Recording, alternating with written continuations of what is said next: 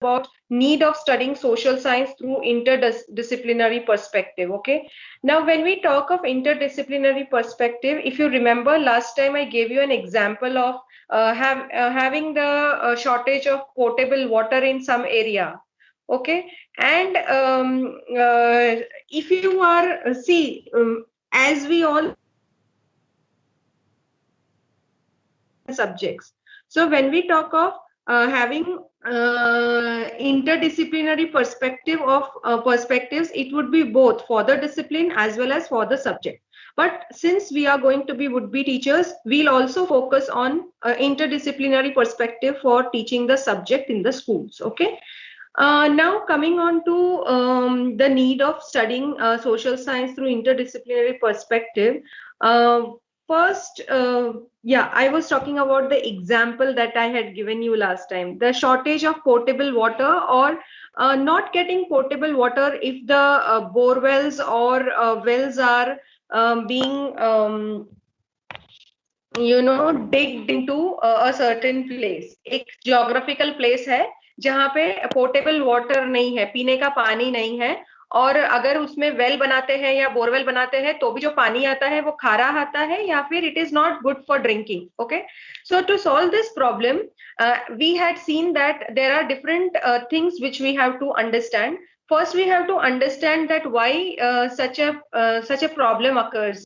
So last time Hetal was telling that maybe it is because there was lot of human activities there and there were lot of chemicals that were put into the earth and then it seeped into अंदर चला गया अर्थ के, और फिर वो जो chemicals है उसकी वजह से जो ग्राउंड वाटर है वो एकदम खारा हो जाता है या फिर केमिकल वाला हो जाता है. ठीक है.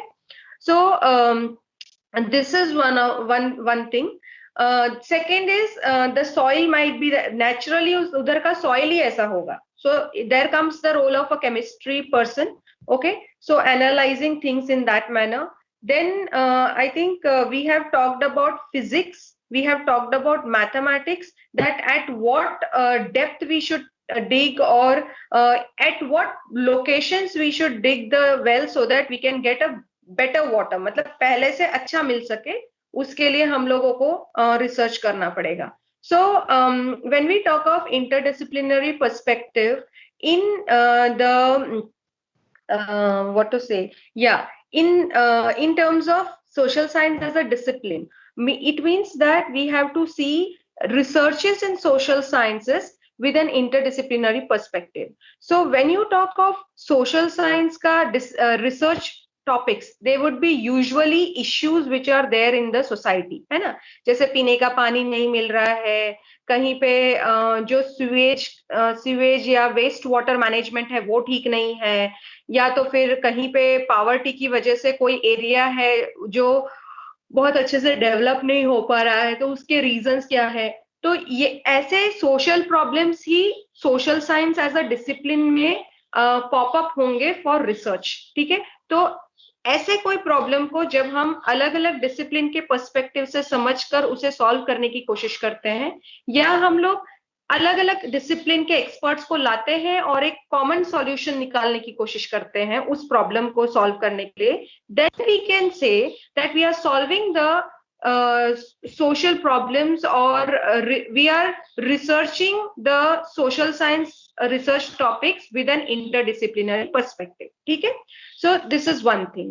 Now coming on to the other part, school वाला part, कि social science as a subject, क्योंकि हम स्कूल में तो social science as a subject ही पढ़ाते हैं. ठीक है. लेकिन फिर भी ओवर द इयर्स, पहले हम लोग social science as a subject पढ़ाते थे, पूरी की पूरी तरीके से हम लोग एज अ सब्जेक्ट पढ़ाते थे. लेकिन अभी अगर तुम कुछ सीबीएसई स्कूल्स में देखोगे या कुछ इंटरनेशनल स्कूल्स में देखोगे, तो even in the secondary classes, okay, even in the secondary classes you can see that there will be a separate history teacher for teaching history. The textbook would be same, which is having history, geography, pol science or civics, and economics. Okay, but you will have a separate teacher who will be teaching the history topics in 9th standard, a separate geography teacher who is an expert in geography teaching geography ka topics in 9th standard. Okay, but earlier if you remember, only one teacher वो शायद MA in geography होगा, MSc in geography होगा, या फिर MA in history होगा, okay, या pol science में MA किया होगा.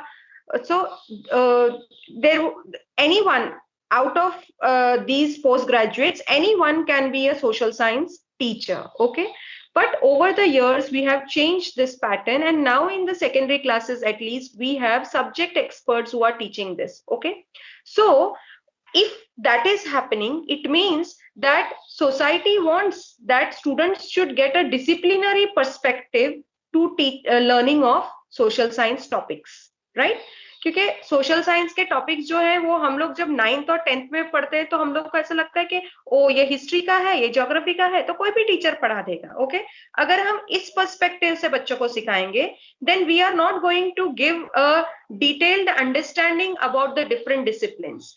Okay, so when in secondary classes we are having a textbook with segregated sections of history, geography, pol science, and economics, it means that we want to give them some detailed knowledge about the discipline, isn't it?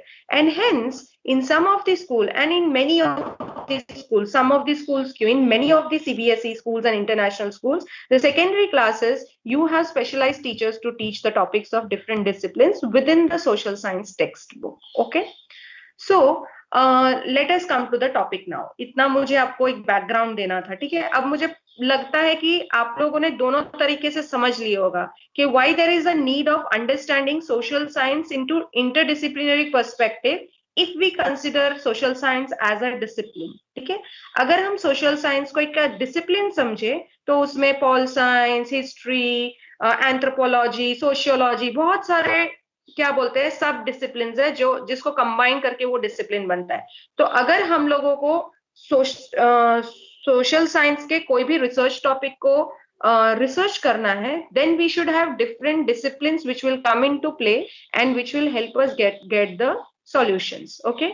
But when we consider social science as a subject which is taught at the school level, then also we can have interdisciplinary approach of, yeah, come. Hetal is there? No, you are alone. मुझे लगा no one is there. मैं जाकर आई वहां पे. Office में. कहाँ office में? Bhavin sir. अच्छा अच्छा, हाँ मुझे लगा. Today give me a number so that I can call and find out. Okay, ठीक है. So if you are considering social science as a subject, then also you can have an interdisciplinary approach of teaching. Okay. So now I have an offline student with me. Okay. Fine. So before we start about what is an interdisciplinary, तो हम लोग detail में वही देखेंगे, ठीक है. School में interdisciplinary approach कैसे यूज करना है, we will see that only because that will be more applicable to you, and with this short period of time to complete syllabus, I think that will be more intelligible to you. सारा समझ में तब आएगा. So before we start, let us understand what is disciplinary approach. ठीक है, आपको ये तो पता है कि डिसिप्लिन क्या होता है, ठीक है, वो तो आपने मुझे फर्स्ट क्लास में ही बता दिया था. लेकिन अगर हमें किसी को एक डिसिप्लिनरी अप्रोच से पढ़ाना है, ठीक है, वो कोई मेथड नहीं है, ऐसी अप्रोच है कि हम क्या बोलते हैं, हम लोग क्या माइंडसेट से जाते हैं क्लास में. That is an approach, isn't it? So when it is a disciplinary approach, it is based on assumption that disciplines are designed to order the things, ठीक है. अभी देखो social science, science, arts, humanities, वो सब order में है. Order as in उन लोगों का अपना अपना एक बाउंड्री है, ठीक है. तो हम लोग जब किसी भी चीज को डिसिप्लिनरी पर्सपेक्टिव से पढ़ाते हैं तो we are actually creating order. Okay, how we are creating order? We relate it with the other subjects, okay, and we also help the students if they are interested to become experts in that field. Okay, I'll give you an example later तो समझ में आएगा. Okay, so this order provides students the desired specialized knowledge. Okay, so whenever देखो मैंने अभी तुम्हें example दिया कि अभी जो CBSE स्कूल से वहां पे 9th स्टैंडर्ड में भी सोशल साइंस कौन पढ़ाता है? हिस्ट्री का टीचर हिस्ट्री का टॉपिक पढ़ाता है, ज्योग्राफी का टीचर ज्योग्राफी का टॉपिक पढ़ाता है, ठीक है, ऐसे पढ़ाते हैं. तो उससे क्या होता है, उनको स्पेशलाइज्ड नॉलेज मिलता है. क्योंकि जिस टीचर ने एमएससी इन ज्योग्राफी या एमए इन ज्योग्राफी किया होगा, वो जब ज्योग्राफी के टॉपिक पढ़ाएगा, it will be different than MA history teacher teaching geography, isn't it? So they will get some specialized knowledge when you are actually having a disciplinary approach of teaching. Then it's a created and taught in order to answer the different questions. ठीक है? तो देखो, जब भी कोई भी specialise disciplinary knowledge वाला person कोई भी टॉपिक सिखाएगा, ठीक है, जैसे एमए हिस्ट्री वाला हिस्ट्री के टॉपिक सिखाएगा, then they are going to actually tell them about the different researches or different problems that exist in that discipline. Okay, so in short, they are actually going to imprint in the mind of the students कि history में ये problems हैं, ये issues हैं. तो जब बच्चे के दिमाग में वो इश्यूज आए, और अगर 50 का क्लास है और उसमें से एक भी बच्चा ऐसा है जिसको उन इश्यूज में इंटरेस्ट आ गया, तो बड़े होके वो उसमें रिसर्च कर सकता है ना. क्या बोलते हो आप लोग? कर सकता है ना? Yes ma'am. Yes ma'am. Yes कर है ना? हाँ. तो when you ऐसा नहीं है कि स्कूल में पढ़ाते हैं तो वहां पे डिसिप्लिनरी अप्रोच नहीं हो सकता है, हो सकता है अप्रोच तो, लेकिन स्पेशलाइज जो डिसिप्लिन वाले होते हैं ना, एक्सपर्ट्स, वो लोग को ही पढ़ाना पड़ेगा. फिर ऐसा नहीं कि एमए इकोनॉमिक्स वाला जाकर ज्योग्राफी पढ़ा देगा, तो इतना वो इम्पैक्ट नहीं होगा. ठीक है. Now coming on to the interdisciplinary approach. Now this I am giving in perspective to the school. Okay, school में आप कैसे पढ़ा सकते हो interdisciplinary approach से. ठीक है. So what happens when you use an interdisciplinary approach is it allows for integration of different disciplines. ये तो मैंने आपको वो potable water वाले example में बता दिया है कि अलग अलग डिसिप्लिन के नॉलेज लेकर हम लोग वो एक कॉमन प्रॉब्लम को सॉल्व करते हैं. उसी तरीके से जब आप इंटरडिसिप्लिनरी अप्रोच से क्लासरूम में पढ़ाएंगे, so you are going to see that what are the different disciplines that you will be using to address or to explain that topic. ठीक है.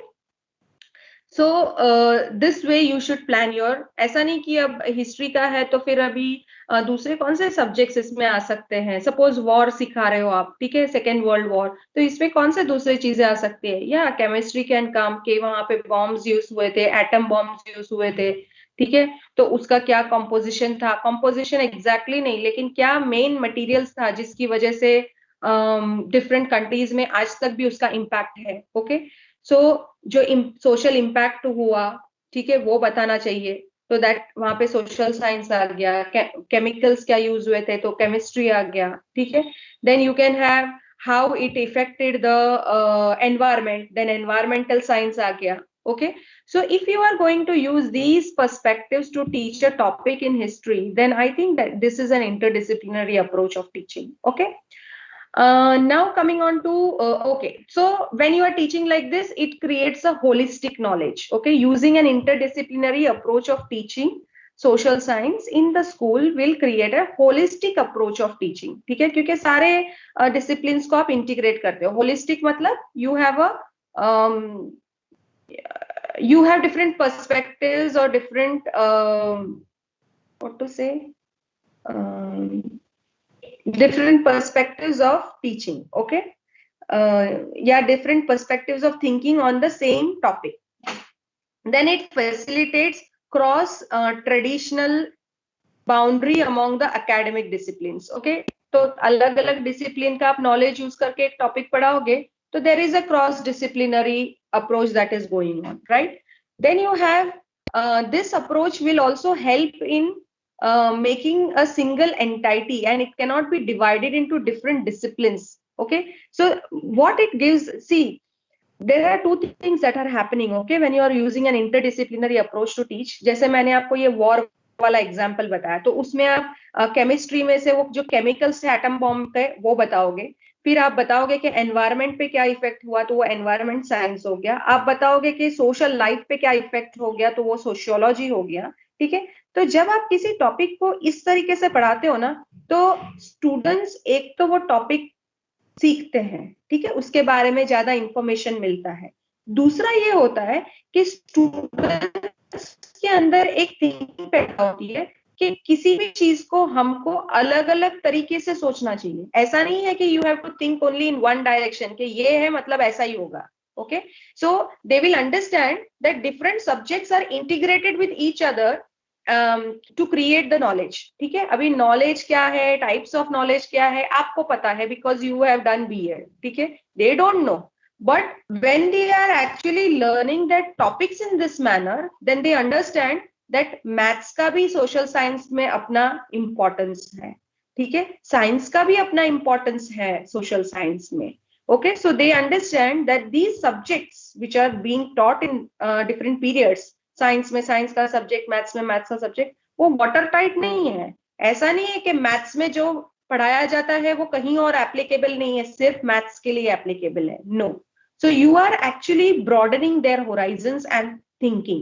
ठीक है, कि हर सब्जेक्ट दूसरे सब्जेक्ट के साथ रिलेटेड है। Okay, I think I made my point clear, right?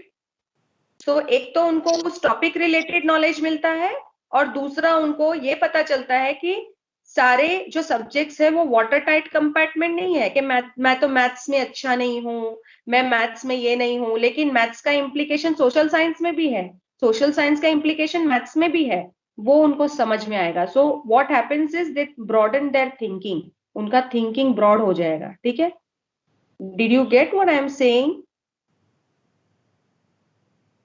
सब शांत? Yes, ma'am. Yes, ma'am. Okay, so these are the two processes that happen in their brain। एक तो सब्जेक्ट नॉलेज मिलता है और दूसरा उन लोग का थिंकिंग ब्रॉडन हो जाता है, वो हर सब्जेक्ट के पर्सपेक्टिव से थिंक करने लगते हैं। Okay, then they also understand that there is an interaction between different disciplines। okay, ये यहाँ कैसे आ गया?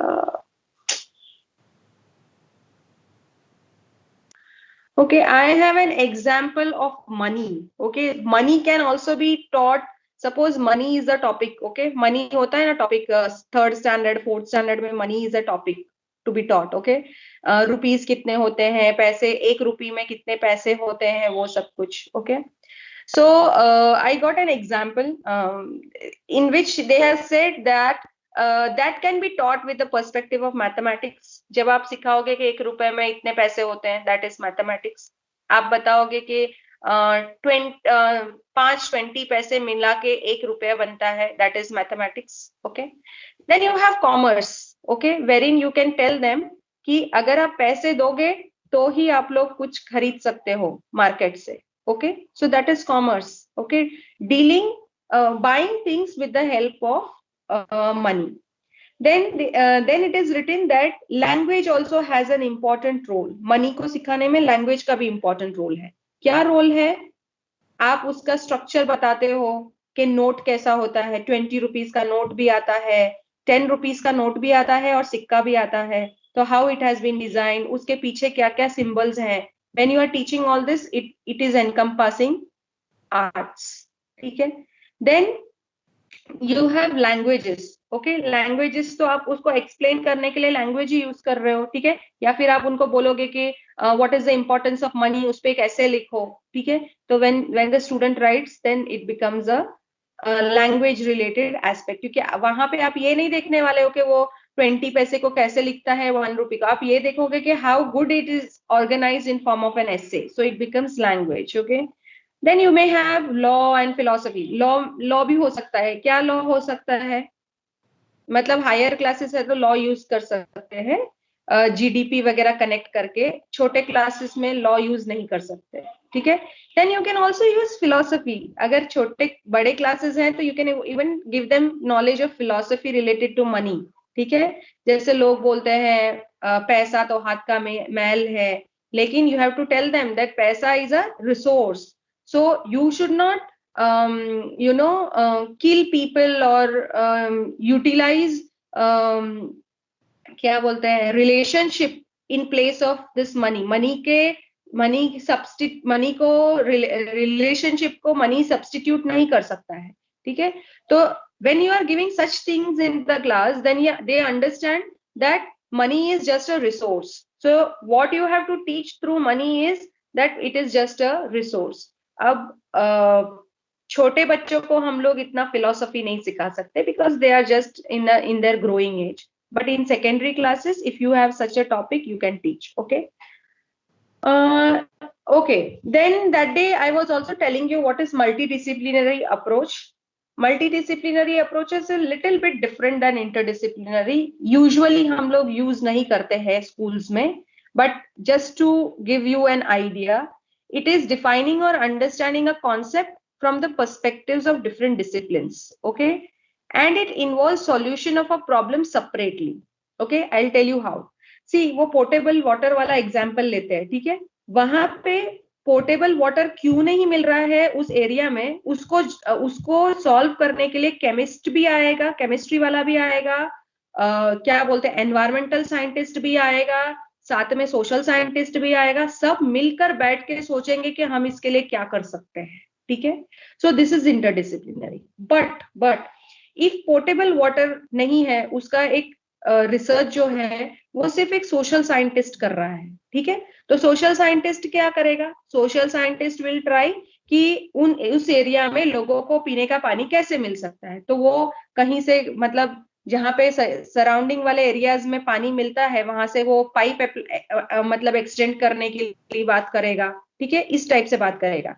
अब वो जो प्रॉब्लम है उसका जो रूट कॉज है उसमें सबकी जरूरत है. केमिस्ट्री वाले की भी जरूरत है, सॉइल साइंस वाले की भी, एनवायरमेंटल साइंस वाले की, सबकी जरूरत है. ठीक है. बट सोशल साइंटिस्ट ने जब उसको देखा एज अ प्रॉब्लम, उसने सोचा कि सिर्फ पाइप एक्सटेंड कर लेते हैं दूसरे गांव से तो इस एरिया में पानी आना शुरू हो जाएगा. ओके. तो उसने क्या देखा कि लोगों को पीने का पानी नहीं मिल रहा है, that is a social problem. ठीक है. उसने उस प्रॉब्लम को सारे पर्सपेक्टिव से नहीं सोचा कि मैं इसी गांव में कैसे पीने का पानी ला सकूं. उसने सोचा इसी गांव के अंदर कैसे पीने का पानी ला सकूं. अगर वो इंटरडिसिप्लिनरी पर्सपेक्टिव से सोचता तो वो अपने साथ केमिस्ट्री वाले को ले आता, एनवायरमेंटल साइंस वाले को ले आता, वो अलग अलग एरिया वालों को ले आता और वो सोचता कि अब यहाँ पे क्या किया जाए कि यहीं पे पानी अच्छा बन सके या प्योरीफाई हो सके. ठीक है. लेकिन क्योंकि उसका इम्पैक्ट सोशल साइंटिस्ट जो था उसका जो लुकआउट था कि यहाँ के लोगों को पानी कैसे मिले. ठीक है. तो उसने सोचा कि यहाँ मिले ना मिले मैं कहीं और से आसपास के गांव से लेकर आऊं. ठीक है. तो अब जो प्रॉब्लम है उसको अगर उसी जगह पे सॉल्व करना था तो इंटरडिसिप्लिनरी अप्रोच यूज करना था. सारे जो एक्सपर्ट से सबको साथ बैठकर उस प्रॉब्लम को सॉल्व करना था. लेकिन सोशल साइंटिस्ट जब अकेला उसको सॉल्व करने गया तो उसने उसको सिर्फ कौन से नजरिए से समझा उस प्रॉब्लम को कि यहाँ के लोगों को पीने का पानी नहीं मिल रहा है, इसीलिए उन लोग को बहुत प्रॉब्लम्स हो रही है उनकी सोशल लाइफ में. ठीक है. तो उसने सिर्फ सोशल लाइफ के पर्सपेक्टिव से उस प्रॉब्लम को समझा, तुरंत उसको सॉल्व कर दिया. ठीक है. तो इन डेप्थ सॉल्यूशन नहीं आया, क्योंकि अगर बगल वाले गांव में पानी कम है और अगर उन लोगों ने पानी यहाँ पे छोड़ा नहीं तो इन लोगों को फिर से पानी नहीं मिलेगा. लेकिन अगर वो इंटरडिसिप्लिनरी पर्सपेक्टिव से सोचता तो वो अपने साथ केमिस्ट्री वाले, सॉइल साइंस वाले और एनवायरमेंट साइंस वाले को ले आता, एक मैथमेटिशियन को ले आता, एक फिजिक्स वाले को ले आता, तो शायद उसी गांव में पोर्टेबल वाटर प्रोड्यूस करने का कोई सॉल्यूशन मिल जाता. ठीक है. तो by this I want to tell you that when it is a multidisciplinary perspective, then that problem can be understood with different perspectives. ठीक है. वो जो सोशल साइंटिस्ट है वो ये समझ गया कि यहाँ का जो जमीन है, यहाँ का जो सॉइल है उसमें कुछ केमिकल्स है जिसकी वजह से पानी ठीक नहीं आ रहा है. वो उसने समझ लिया, मतलब उसने डिफरेंट पर्सपेक्टिव से उसको समझ लिया. लेकिन उसका जो सॉल्यूशन ढूंढना था उसके लिए उसने सिर्फ एक ही अप्रोच यूज किया कि यहाँ के लोगों को पानी नहीं मिल रहा है इसलिए उनका सोशल लाइफ बहुत डिस्टर्ब्ड है. ठीक है. और उस अप्रोच से उसने एक दूसरा सॉल्यूशन ढूंढ लिया कि उन लोगों को पानी मिल जाए. Okay. So by means of this I want to tell you that when you are using a multidisciplinary perspective you will understand the problem with different perspectives, but solution will be worked out only by one perspective. Okay. I hope मेरा ये point आपको clear हो गया है और interdisciplinary और multidisciplinary का difference समझ आ गया आपको. Ma'am I just want to clarify one doubt कि मल्टी डिसिप्लिनरी में तो फिर ऐसा हो गया ना कि एक ही डिसिप्लिन में हम अलग अलग पर्सपेक्टिव यूज कर रहे हैं, जैसे सोशल साइंस का ही एक ही डिसिप्लिन को लेके उसके हम अलग अलग आइडियाज लगा के सोल्यूशन फाइंड कर रहे हैं। वेरी राइट, एकदम राइट बोला तुमने कि ओके मैम। एक ही डिसिप्लिन वाला क्या बोलते हैं डोमिनेंट रहेगा, समझेगा वो अलग अलग पर्सपेक्टिव से, लेकिन सॉल्यूशन वो सिर्फ अपने मेथड से लाएगा। Okay ma'am. ठीक है, ठीक है, okay. So multi disciplinary perspectives हम लोग बहुत ज्यादा यूज ना करें तो अच्छा रहेगा पढ़ाने के तौर पे, ठीक है, पढ़ाने के लिए। ठीक है, now okay, I have 2 points of difference between interdisciplinary approach and multidisciplinary. वो आपको समझ में ही आ गया होगा that interdisciplinary approach has an integrative approach, मतलब सारे डिसिप्लिन्स को इंटीग्रेट करके प्रॉब्लम का सॉल्यूशन लाना। अगर स्कूल की बात करें तो सारे डिसिप्लिन का नॉलेज इंटीग्रेट करके उस टॉपिक को पढ़ाना। ठीक है, मल्टी डिसिप्लिनरी अप्रोच का नॉन इंटीग्रेटिव अप्रोच है, वहां पे समझा जाता है अलग अलग पर्सपेक्टिव से, लेकिन वो लोग सॉल्यूशन उसका एक ही डिसिप्लिन के थ्रू लाते हैं। ठीक है, then another thing is that when you are using interdisciplinary approach to address a problem or research a problem or bring solution to a problem, then we are actually using different disciplines in such a manner that they cannot be disintegrated. उसको हम अलग अलग नहीं कर सकते। अब interdisciplinary approach use करके सारे जो साइंटिस्ट थे, केमिस्ट्री वाला साइंटिस्ट, एनवायरमेंट वाला साइंटिस्ट, सोशल साइंटिस्ट, सबने मिलकर उस गांव में अगर पोर्टेबल वाटर लाने की व्यवस्था कर दी और पानी आ गया, अगर उसी गांव में पानी आ गया, ठीक है, उन लोगों के जो भी एफर्ट्स थे उससे, तो हम ये नहीं बोल सकते कि ये केमिस्ट्री वाले की वजह से आया, या ये एनवायरमेंट वाले की वजह से आया, या ये मैथमेटिक्स वाले की वजह से आया। It is an integrative effect of all the disciplines. Okay, ठीक है, लेकिन मल्टी डिसिप्लिनरी अप्रोच में क्या होता है, इट इज यूनाइटेड। वैसे तो यूनाइटेड है क्योंकि हमने समझा है उसको अलग अलग पर्सपेक्टिव से, but the identity will be of only one discipline, एक ही डिसिप्लिन का आइडेंटिटी होगा। Okay, okay, I have an example but I think this I send you the PPT, फिर आपको समझना है तो मुझे पूछ लेना। ठीक है, now why there is a need of explaining social science with this interdisciplinary perspective? आप लोग बोलो पहले, फिर मैं बोलूंगी। विशाल को मैं बोलने नहीं दे रही हूँ क्योंकि वो तो पीपीटी देख रहा है। बोलो, why there is a need, क्या जरूरत है? ऐसे भी तो पढ़ा सकते हैं, पढ़ाओ और खत्म करो सिलेबस, एग्जाम लो, 9th स्टैंडर्ड खत्म हो जाए, 10th स्टैंडर्ड खत्म हो जाए, मार्क्स मिल जाए। Why there is a need? And for the development of the society. Okay, for the development of the society. What will happen? 9th standard का बच्चा इंटरडिसिप्लिनरी अप्रोच से पढ़ेगा सोशल साइंस, क्या डेवलपमेंट करेगा? They can understand the situation, and for in higher education they can implement, or after their education they can implement. Good, yes, they will, hello. as I told you, yeah, bolo. Hello Bolo, ma'am. bolo. Ma'am, he or she will get to know about his or her right. Okay, his or her right. Okay, फिर Or better we can say responsibility when. Yes. responsibility, and they'll understand that there are so many things which has to be looked upon, and they maybe out of the 15-year class, maybe one of them gets interested and they might research in the same area when they grow up. So Yes, think out of the box. yeah, they think out of the box and they think in a broad manner, and on another hand they will also try to think about the solutions for the problem. Okay, social science या जो भी topic ले लो उसमें कोई ना कोई issues तो होता ही है। ये तो अलग बात है कि टीचर्स वो इश्यूज आइडेंटिफाई नहीं करते, ठीक है, और टीचर वो टॉपिक जो दिया है ना, फर्स्ट लेटर से लास्ट लेटर तक वो पढ़ के समझा देता है और उसमें बता देता है कि इसमें एमसीक्यू आएगा या इसमें 1 लाइन क्वेश्चन आएगा या इसमें लॉन्ग क्वेश्चन आएगा, ये अलग बात है। लेकिन कोई भी टॉपिक ले लो, कुछ ना कुछ तो उसमें होता ही है which is related to the society or social problems, right? Got it? Okay. So what we और किसी को कुछ बोलना है?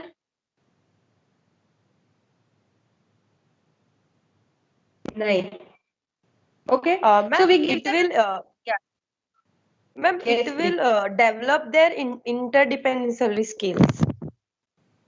Interdependency skills. Yeah. हाँ, he will develop by himself interdependently. Yeah. And the other, yeah, interdependent skill, as in, if I have understood it rightly, I feel that you want to say that the student will understand that if in one topic I am getting the knowledge from maths also, science also, and different other subjects also, it means that whenever I have to address a problem, ऐसा नहीं है कि मैं अकेले ही मतलब one man army हूँ. I can take help of others who are expert in other fields and then address my problem. Have I understood your point correctly? Yes, ma'am. Yes, ma'am. Absolutely. Interdependence. Yeah. So you Ma'am, can I actually add something? develop in them interdependence ka quality. Yes. Yes. Ma'am, I would like to state this with an example of women empowerment. Ma'am, like जैसे women empowerment का हम topic पढ़ा रहे social science में. So उसमें we can say first of all students that history में women के साथ क्या क्या हुआ था and उसके वजह से जो value system था जो भी था वो अब तब से लेके अब तक कैसे change हुआ है वो एक हिस्ट्री सब्जेक्ट के रिलेटेड हो गया. Then other thing we can link it with pol science, political science, that पहले उनके पास राइट्स नहीं थे बिकॉज उनको बहुत ही ज्यादा यू नो मींस घर में ही रहना है या फिर घर के ही हाउस होल्ड वर्क्स करने हैं. But now the thing is changes.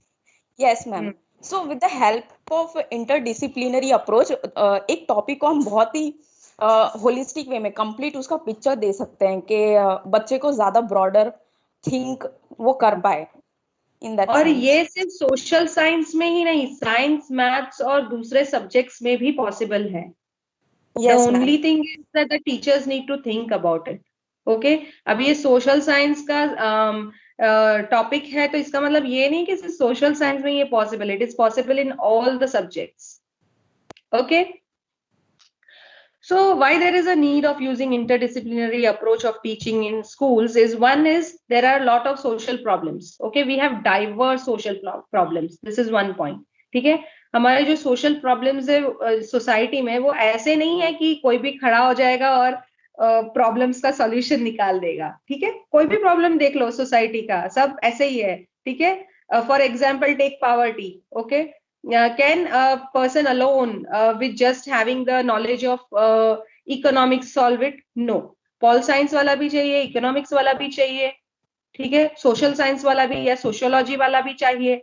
So you need to have people from different disciplines. You need to have what are the you also might अगर उनको dwelling वगैरह देना है तो आपको engineers भी चाहिए होंगे, isn't it?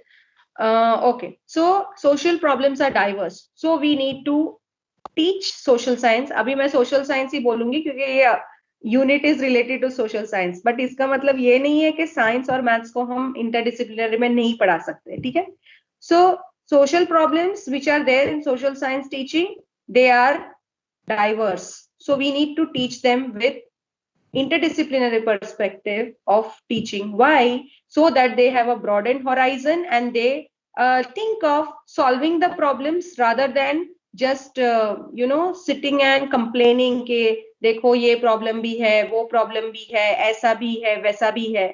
Okay, so they should not keep on grumbling about the problem, rather they become decision makers and problem solvers. Okay, the second point why there is a need is complexity of the social structures. Okay, अभी हमारे जो social structure है, especially ये जो हमारे क्या बोलते हैं institutions हैं society में, जैसे family as an institution, marriage as an institution, okay, you have school as an institution.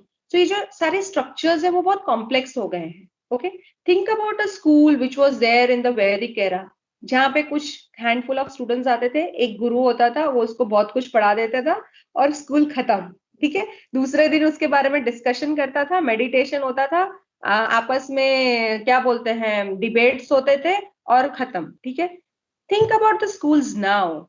You have co-curricular activities, you have lab activities, you have activity-based teaching, you have so many competitions. Okay, how complex has that institution become, isn't it? So more the complexity in the social institutions, more will be the issues, isn't it? So due to the complexity in the social structures in the society, we actually need to broaden the horizons of the student. ठीक है, ऐसा नहीं है कि सालों पहले जो schools में प्रॉब्लम्स थे आज भी वही प्रॉब्लम्स है, जो प्रॉब्लम्स है वो चेंज हो गए हैं, ठीक है, बिकॉज हमारे जो स्ट्रक्चर्स है वो चेंज हो गए हैं। वैसे ही फैमिली ले लो, फैमिली के भी जो इश्यूज हैं वो आजकल बहुत अलग है। पहले सब लोग जॉइंट फैमिली में रहते थे, अब हम लोग न्यूक्लियर फैमिली में रहते हैं।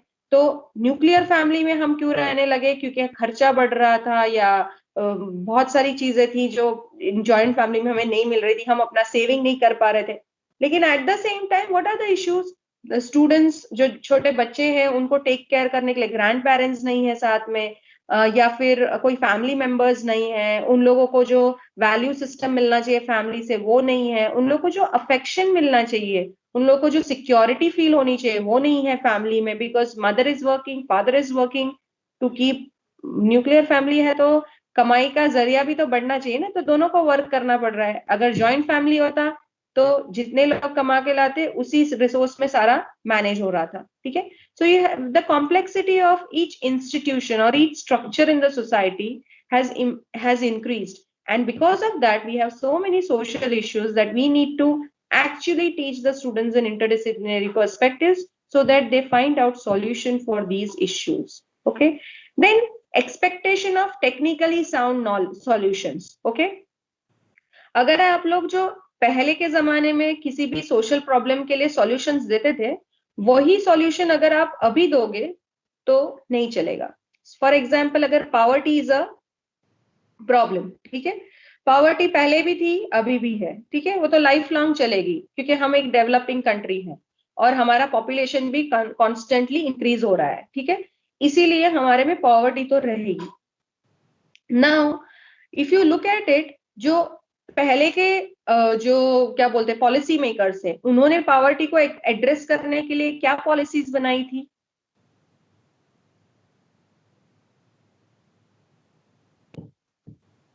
बताओगे? कोई तो होगा सोशल साइंस का। मैम रेगुलर बेसिस को इम्प्लीमेंट करना, रेगुलर वेजेस को इम्प्लीमेंट करना, फिर मतलब कोई भी कोई ना कोई गवर्नमेंट स्कीम्स लाना, कोई ना कोई गवर्नमेंट स्कीम्स लाना, उनको फेलोशिप्स देना। Yes ma'am. ठीक है, अभी क्या है? अभी what is the government taking, what are the initiatives that the government is taking? पहले का सब तो है ही, फेलोशिप देना, उन लोगों को स्टार्टअप टाइप छूट देना, हाँ, लोन्स मैम, लोन्स देना, लोन स्टार्टअप के लिए। पहले लोन सिस्टम इतना नहीं था पुअर लोगों के लिए, अभी लोन सिस्टम है, so that they can start their own entrepreneurship and they can earn, isn't it? और हम सबसे पहले तो सबके बैंक अकाउंट्स ओपन करवाए, जहाँ कहीं पर भी मतलब पुअर लोग नहीं ओपन करवा सकते नो थे। Free account, no free account, zero balance account open करवाया। फिर no free account ma'am, zero balance account open करवाया ना, जीरो बैलेंस अकाउंट करवाया। पहले जो मिनिमम बैलेंस, मतलब प्रधानमंत्री का जो वो इनिशिएटिव था उसके अंडर में जीरो बैलेंस पे उनको अकाउंट खुलवाया। पहले हर बैंक में उन लोगों को अकाउंट खोलने के लिए they will have to have some minimum amount 1000 rupees, या अभी तो ज्यादा बढ़ गया है, लेकिन इन लोगों के लिए इट इज जो बीपीएल है, बिलो पॉवर्टी लाइन है, उनके लिए जीरो बैलेंस पे अकाउंट खुलवाया गया, सो दैट उनके जो ट्रांजैक्शंस हैं, मतलब ट्रांजैक्शंस वैसे पैसा तो है नहीं तो ट्रांजैक्शन कुछ नहीं होगा, लेकिन अगर उनके बच्चों की फीस आ रही है गवर्नमेंट से, ठीक है, फिर उन लोग को कुछ सब्सिडीज मिल रही है, तो वो सारी चीजें डायरेक्टली उनके बैंक में आए, और बीच में जो वो क्या बोलते हैं द मिडल मैन थे, वो लोग उसको ना खा सके, ठीक है, ताकि करप्शन रुक सके। So these are the initiatives for curbing the poverty that has taken place over the years. पहले कुछ और था, अभी वो तो चल ही रहा है, साथ में हमारे नए इनिशिएटिव्स भी हैं, ठीक है। So why are we changing these solutions again and again? मुझे नहीं पता, मैंने चालू करके नहीं देखा कभी, मेरा क्लास चल रहा है अभी। हाँ, ओके।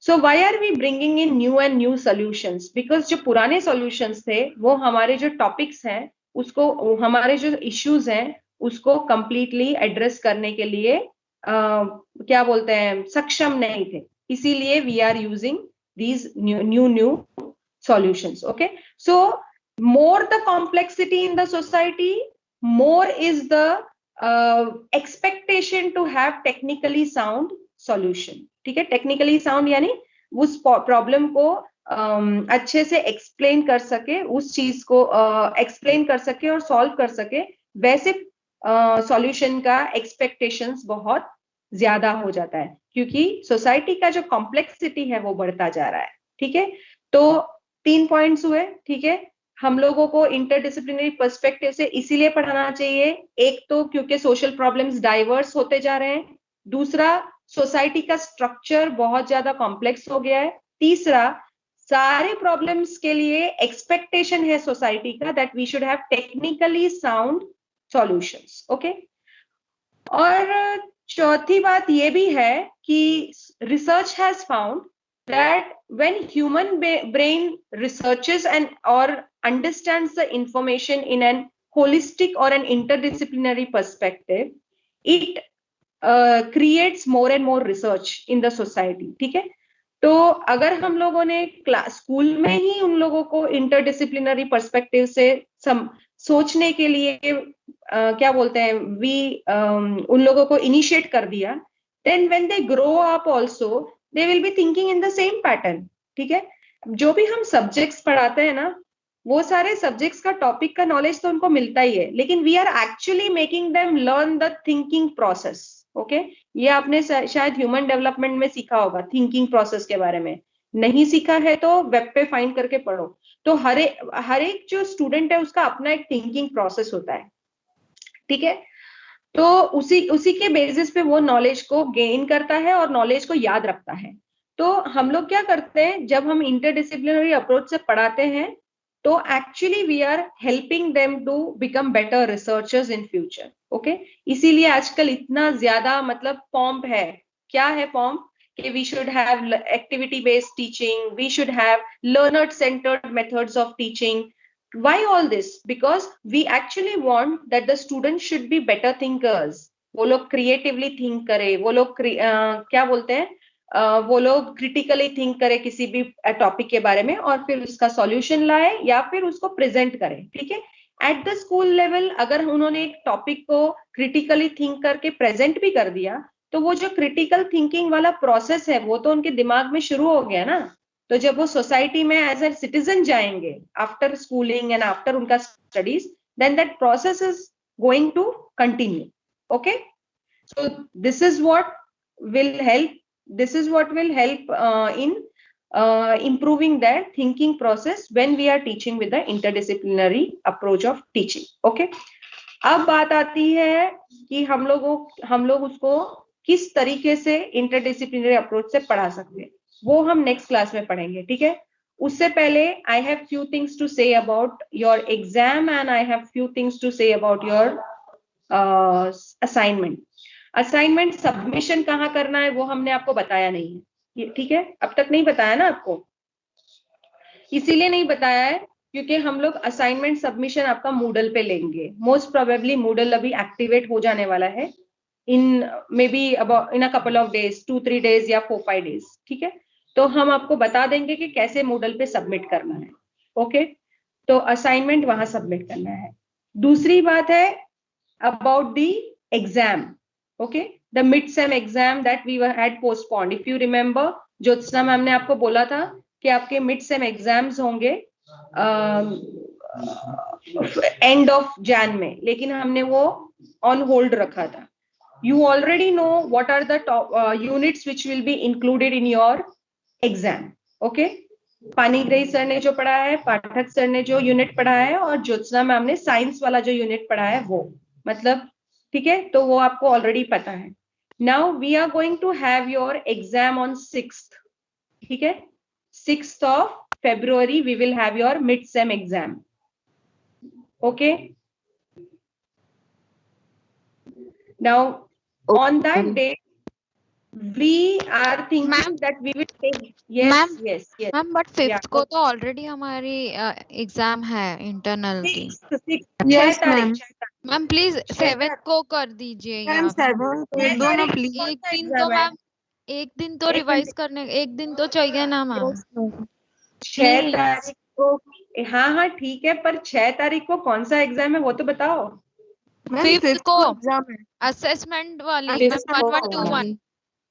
वो 6th को है आपका एग्जाम? नहीं 5th को है। नहीं मैम 5th को है। 5th को है। Okay, 6th is Saturday.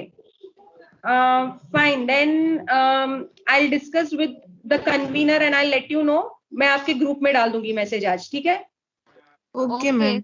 Thank you so much okay ma'am. Ma'am. ठीक है, so Thank you, we'll ma'am. do that. But your assignment is to be submitted in Moodle. Okay? ये बोलना था मुझे। ma'am. और सिलेबस आपको मिड सेम एग्जाम का पता है, so you start reading. Okay, meanwhile today I am posting you the date, final date for this. Okay, one more thing I want to ask you. We were thinking that we'll keep the test in the last period. आपका जो this is your second period, जो last period है उसमें रखने का सोच रहे थे, तो I hope it is feasible for you to attend. Ma'am, यही मैं बोल रही थी कि can't you take our test at morning like 11 o'clock? One by one. हाँ प्रीति बोलो। हाँ मैम यही कह रहे थे कि आप 11 o'clock के अराउंड नहीं ले सकते हमारा टेस्ट, क्योंकि इससे क्या होगा, हमारे जो लेक्चर्स रहेंगे ना इससे पहले और एंड में होगा, तो हम लोग ध्यान लेक्चर्स में कम होगा और हमें पढ़ने का ज्यादा रहेगा। और आप लोग फिर तो लेक्चर्स पे भी नहीं जाओगे। हाँ तो अच्छा लेक्चर्स उस टाइम नहीं होंगे, फिर ऐसा होगा? लेक्चर तो होगा ना, अभी बाकी सबके हाँ। मिड सेम एग्जाम अपने आईसीटी का दिया तो लेक्चर्स तो हुए ना दूसरे सब्जेक्ट के। हाँ बट मैम वो मॉर्निंग के टाइम पे था ना, तो एग्जाम के बाद हमने लेक्चर्स अटेंड किए थे, तो उसमें क्या होगा हमारा। सॉरी मैम, मॉर्निंग में कितने बजे था वो? 11:30 मैम। 11:30 था, एक 11 o'clock था। 11 o'clock to 11:45 था आपका। यस मैम, हमारा भी 5th डेट को जो असाइनमेंट मतलब असेसमेंट फॉर लर्निंग वाला है उसमें भी हमें सर को रिक्वेस्ट करनी है मॉर्निंग के टाइम पे रखे, बिकॉज एंड में फिर हम लोग है ना कॉन्सेंट्रेट हमारे लेक्चर्स पे भी नहीं कर पाएंगे और फिर वही क्यूरियोसिटी रहेगी हमारे एग्जाम की। Yes ma'am. तो ये सब चीजें मैं आज कन्वीनर से बात करके I am posting in the group. Okay 11:30 is okay ma'am, क्योंकि उस टाइम पे उससे पहले कोई लेक्चर्स नहीं होते हैं। 11:30 इज ओके, बट 11:45 से फर्स्ट लेक्चर है ना। तो मैम 11 to 11:45 जो अपना लेक्चर है वो लास्ट में होता है। 11 बजे का बोलती हूँ, सजेस्टिव बोलती हूँ मैं कन्वीनर। हाँ मैम, क्योंकि वो लेक्चर हम लोग आपका जो होगा पीरियड उस टाइम पे वो मैम लेक्चर ले लेंगे, ऐसा कुछ शिफ्टिंग हो सकते है, इट इज पॉसिबल, तो ठीक है। या we will see to it कि ऐसा हो सकता है कि मैम। हम लोग 5th को टेस्ट नहीं तो जल्दी ले लेते हैं टेस्ट। 5th को तो दूसरा है, इसलिए आप 6th को हमारा टेस्ट नहीं देना चाहते हो, तो हम पहले ले लेते हैं। नहीं मैम, असाइनमेंट से मैम। के बाद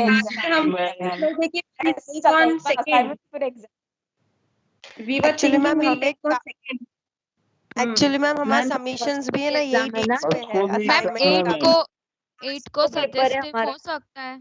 8 is Tuesday, हमारा पीरियड भी होना चाहिए ना उस दिन, so that we can exchange it with the other teachers. 7th या 8 को मैम ट्यूसडे को तो हमारा पीरियड रहता है। पीटीएस में होता है ना अपना लेक्चर, ट्यूसडे को होगा हमारा lecture. 6th is Saturday, right? 7th will be Sunday and 8th will be Monday. या मंडे। हमारा तो ट्यूसडे आता है ना पीरियड। हाँ तो Yes, हाँ ट्यूसडे आता है। ठीक है, तो आप लोग ये बोल रहे हो कि फर्स्ट पीरियड में हो ताकि दूसरे पीरियड्स आप अटेंड कर सके। सारे सब्जेक्ट्स में भी Yes, सिलेबस ma'am. चल रहा है क्या?